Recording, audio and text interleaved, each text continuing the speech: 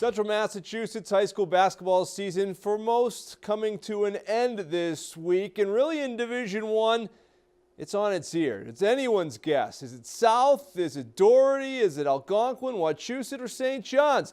St. John's looked like they were going to take control of the division earlier this season, but things have changed. Algonquin taking on the Pioneers tonight, looking to sweep the season series in a game we saw live on Charter TV 3. The T-Hawks as talented as anyone, and look how talented they even had Kevin Shea heads in the stands.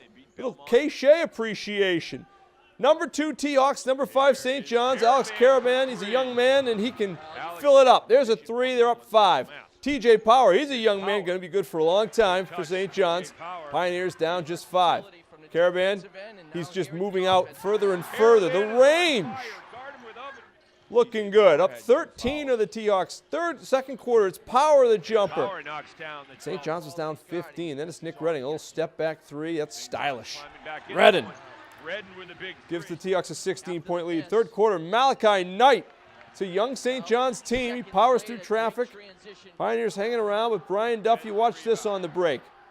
They've already swished out the net, and Duffy doesn't hit anything. Right through and extending the lead. Duffy's a shooter.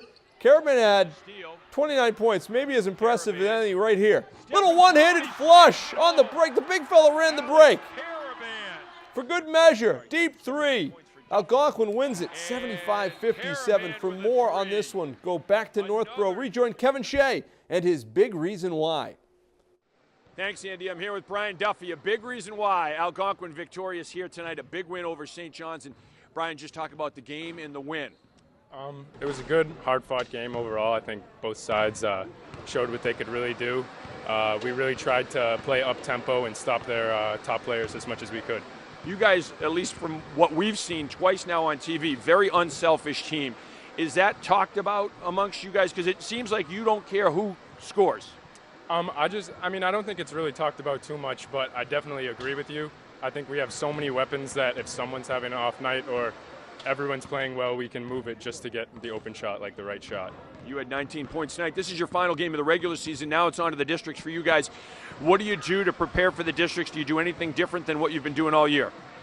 We just got to up the tempo at practice, really give it our all because, you know, it's do or die now. And we got a lot of seniors on the team and a lot of kids that are really trying to make the most out of this season. So.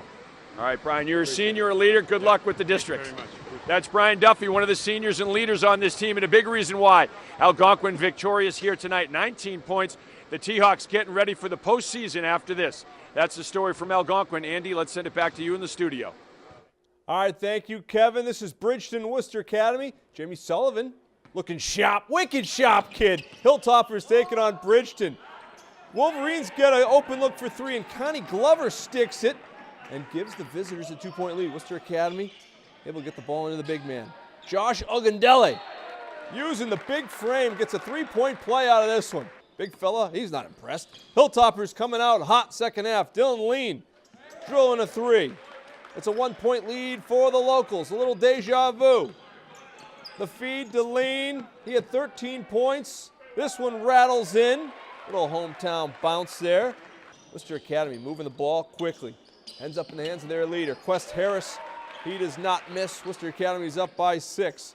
Bridgeton, big man, Ray Van Teetering, going up strong on the offensive glass. They were down 4. Here comes Quest Harris. Going to the rim. Taking it in strong. Matt Corey there for the tip. 20th win of the season for Sully's group. Worcester Academy wins it 69-66. Wicked shop, kid.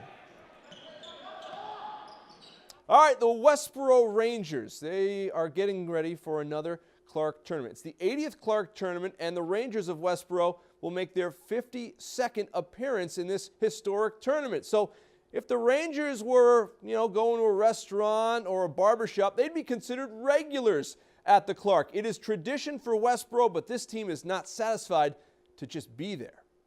Over the past years when we've been in it, it's just great to see how involved everyone is within the community and how everyone comes out. And it's just a really big deal. Such a rich tradition. There's so much history to be involved with this, and Westboro having some of the most history here is pretty awesome. Just to be a part of that, we want to make our own history. I remember playing here my sophomore year. The first game was definitely a little intimidating. It's a lot bigger than I thought it was, but coming back last year was a lot of fun. I can't wait to play again this year.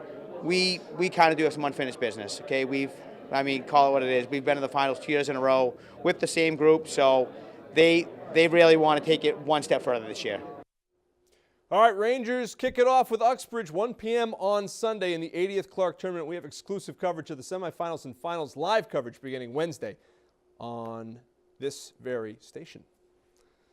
All right, let's go. Girls basketball, Holy Name and St. Peter Marian senior night for the Napoleons, their rivals SPM in town. Grace O'Gara playing a little D.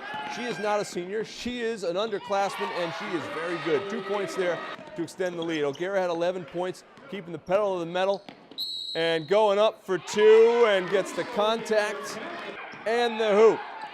Very recently, Janai Edwards had 1,000 points. She gets it to Jessica Gardner there.